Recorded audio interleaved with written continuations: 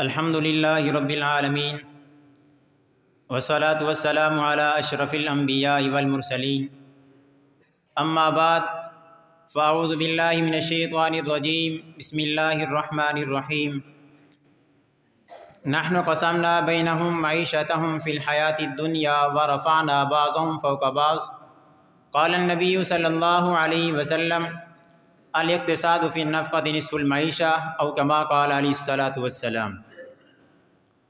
مسند صدارت پر تشریف فرما حضرت الشیخ اور میرے محترم مکرم اساتذہ کرام و حاضرین طلباء کرام، اگر آپ فرد و معاشرہ کے معاشی نظام پر طائرانہ نظر دوڑائیں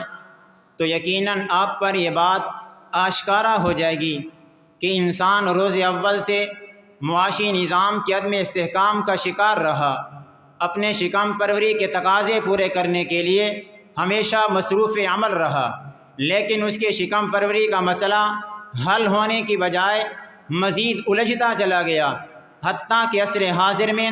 انسان کا سب سے بڑا مسئلہ معاشی زبوں حالی کا مسئلہ بن کے رہ گیا۔ وہ اس کے حل میں مجنونانہ مصروف کار ہے۔ معیشت کے حصول کے لیے اسے جس راہ کی نشاندہی کر دی جاتی ہے وہ اس کے نتائج و عواقب سے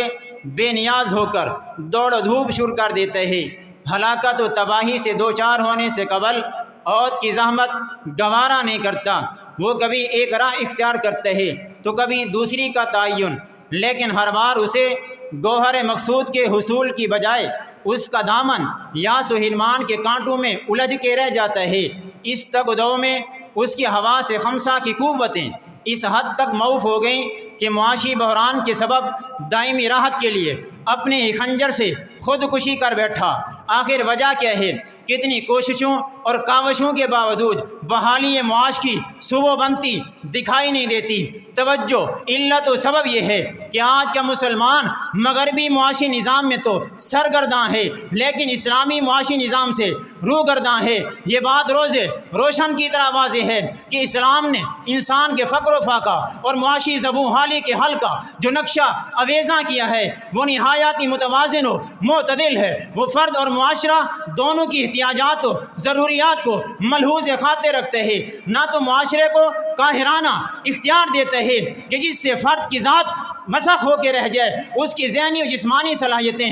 مفلوج ہو کے رہ جائیں، اس کو محنت و سعی کے ثمرات سے محروم کر دیا جائے، بلکہ اسلام اس کو شخصی ملکیت کا حق دیتے ہوئے وسائل معیشت پر ایسی قیودات عائد کر دیتا ہے کہ جس سے بے قید سرمایہ داری کا انسداد و کما ہو جاتا ہے، جس کا بڑا رکن نظام سود ہے۔ اس نظام سود کی اینٹ سے اینٹ بچتی دکھائی دیتی ہے، نہ فرد کو اتنی آزادی دیتے ہیں کہ دوسرے افراد کی آزادی سلب ہو کے رہ جائے، بلکہ ہر ایک کو اپنی قوتوں اور صلاحیتوں کو بروئے کار لانے، ان کے ثمرات سے بھرپور متمتع ہونے کی ترغیب دیتے ہوئے اسلام کا معاشی نظام معیشت، اخوت و محبت، اثار و ہمدردی کے جذبات کا درس دیتا ہے، باہمی عداوت و منافرت کو جڑ سے اکھیڑ پھینکتا ہے۔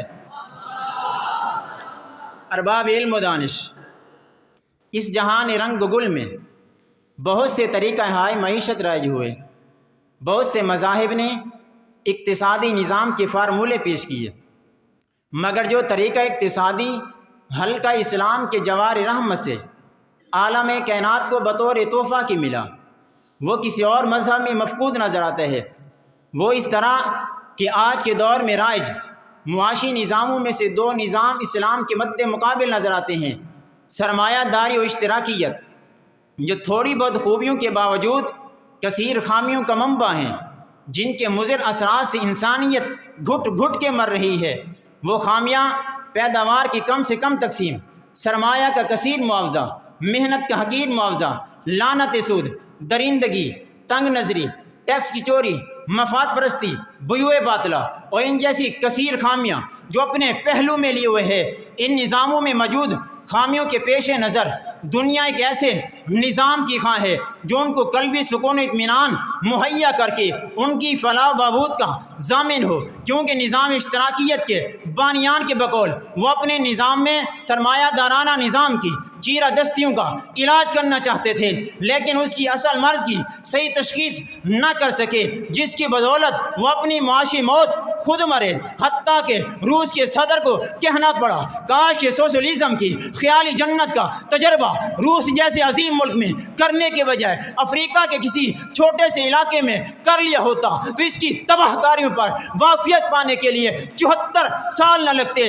تو سامعین محترم، آئیے میں اس خوبصورت تقریب کے توسط سے ارباب حل وقت اور ماہرین معیشت کو دعوت فکر دینا چاہوں گا کہ تم دنیا کے تمام نظاموں کا تجربہ کر چکے ہو جنہوں نے محض ظلم و تعدی، فتنہ فساد کے تمہارے دامن خاک آلود کی ہیں۔ آئیے نظام معیشت کی راہیں اسلام کی روشنی میں ہموار کریں، کیونکہ یہ نظام تمام انسانوں کو یکساں تصرف دیتا ہے، جس کی اسلام میں میانہ روی ہے، کیونکہ یہ نظام نہ تو تجربات کے مرہون منت ہے، نہ معاشی ماہرین کی ذہنی کاوش کا نتیجہ، بلکہ خدا داد نظام معیشت آقا علیہ السلام پہ نزول ہوا۔ آقا علیہ السلام نے اپنی عملی زندگی سے ایسے معاشی ماہرین تیار کیے کہ موطا امام مالک کی روایت کے مطابق خیبر کے لوگ اصحاب رسول کا معاشی نظام دیکھ کر کہا کرتے تھے ایسے لوگوں کی وجہ سے زمین و آسمان تخلیق کیے گئے ہیں، تو پھر میں کیوں نہ کہوں ہوں لاکھوں سلام اس آقا پر، ہوں لاکھوں سلام